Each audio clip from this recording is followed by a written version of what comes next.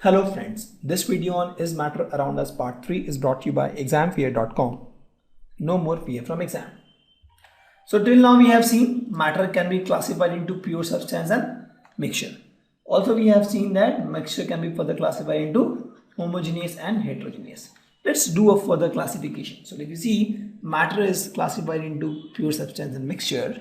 Mixture is further classified into homogeneous and heterogeneous, and we will further classify homogeneous mixture into solutions, colloidal, and heterogeneous into suspension. In fact, there's a doubt actually. Some people say that colloidal is part of heterogeneous. Some people say colloidal is part of homogeneous, but I believe it is it more looks like a homogeneous solution to me. We will discuss this part. This is a little debatable topic. But as a whole, homogeneous and heterogeneous mixture can be further classified into three other broad categories: solution, colloidal particles, and suspension. And if you see, actually, we'll talk about these later. Just understand that, remember this term: solution, colloidal, and suspension.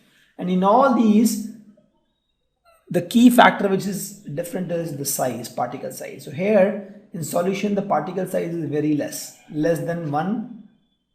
The diameter is less than 1 nanometer. The colloidal size particles are little more, 1 to 1000 nanometer, and the suspension, the particle size is all the more. Okay, example of solution will be you mix salt and water. If you want example of colloidal, the best example is milk in water, or the milk itself is a colloidal solution, but if you want you can dilute it a little bit.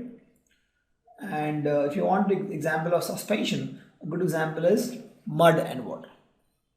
And we will see that because of the particle size, they have different physical property. Okay, so we'll further classify. Now just understand that even if you don't understand, just try to remember these three terms: solution, colloidal, and suspension, and understand that these three classification is actually based on the particle size. The particle size is the milk part. When I say particle, in this sense, for example, in the salt and water solution, I'm talking about the salt particle. If you talk about the milk and water, I'm talking about the milk particle. If I'm talking about the mud and water mixture, I'm talking about the mud particle. So depending on the size of salt particle, milk particle, and mud particle, we further classify these homogeneous and heterogeneous mixtures into solutions, colloidal, and suspension. Okay, so we'll take one more activity to first try to prepare this solutions and see how they are different. So what we'll do is we will first take some maybe chalk powder, or you can take some mud or wheat flour or some soil and mix them in water. Take 1 glass of water and mix it. You'll get something like this. In this case, you will see most of the particles, if you are taking chalk powder or soil or the wheat flour, is settled down, and some of these particles will be in the solution. So looking at this, you can say it is a heterogeneous. Why? Because if you take a sample from here and sample from here, the composition will differ. So it's a heterogeneous mixture. But in heterogeneous, what kind of mixture it is? It is suspension, it is colloidal, we don't know. Just hold on. In next case, let me write here. This is mud plus water. Now in this case, actually, if you use a filter paper here, then what you will see here is, so if you filter this, you will see that the mud particles is collected here and the water particle will come here. So you will collect the water here and you will see the mud particles could not pass through filter because the mud particle size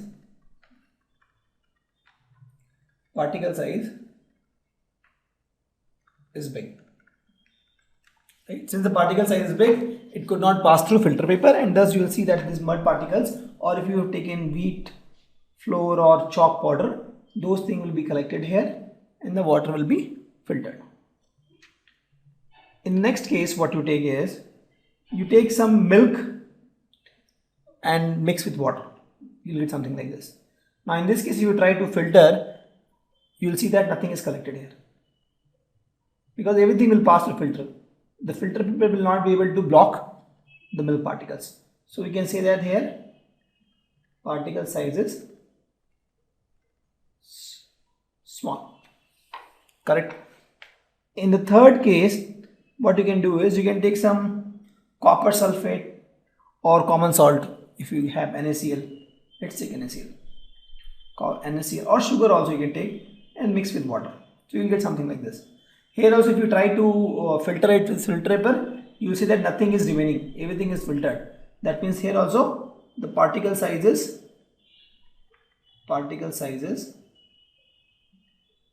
is small. Right? Since the particle size is small, all the particles could actually pass through the filter paper. If the particle size is big, it will get blocked with the filter paper. Just imagine. So this is like these are the filter paper, and if the particle size is big, this much big, will you think it will pass through this filter paper? No. If the particle size is this big, will you think it will pass through filter paper? Yes. Same thing. So if the particle size is big, it will not be able to pass the filter paper. So in this case, we have seen that in two cases the particle size is small, one case the particle size is big. Okay, and these two looks homogeneous, and this is also homogeneous.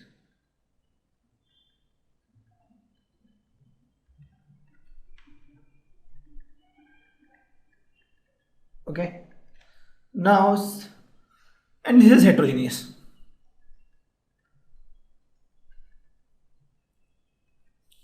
So now we have seen that, we have told that suspension is heterogeneous. So from this you can directly say suspension, this is suspension. Why? Because in heterogeneous there is only one for the subclassification, that was suspension. Out of these, one is colloidal and one is solution. We have to tell which one. And if you see, in both cases the filter paper test is failed, right? In both the solution, it passed through filter paper. So we have to differentiate. What should we do now? Out of this, I'm telling you, one is solution, one is colloidal. So what we can do is, now we can try using the laser beam. So we try to use a laser light. Actually, you will see that in these two, in fact this one is riddled out. In this case the whole light will be dispersed. The whole light will be dispersed. It will not show the Tyndall effect. In case the whole light will be dispersed. Anyway, ignore that. So let's focus on these two. This anyway something we know, right? So we'll chalk on this part. So we'll pass the laser light in these two. You will see that in solution D, where we had milk plus water, right? Or you can take ink plus water. You will see a ray of light here, a beam of light here. Sorry, it's a beam of light. But in this case, where you have common salt and water or sugar and water, you will not see any beam of light. So with this, you can say that this is colloidal, and we'll tell you why. So this is the Tyndall effect, and we'll talk about these things in detail. So actually, in this case, the particles are not small. Actually, these are very small. Okay, and these are small.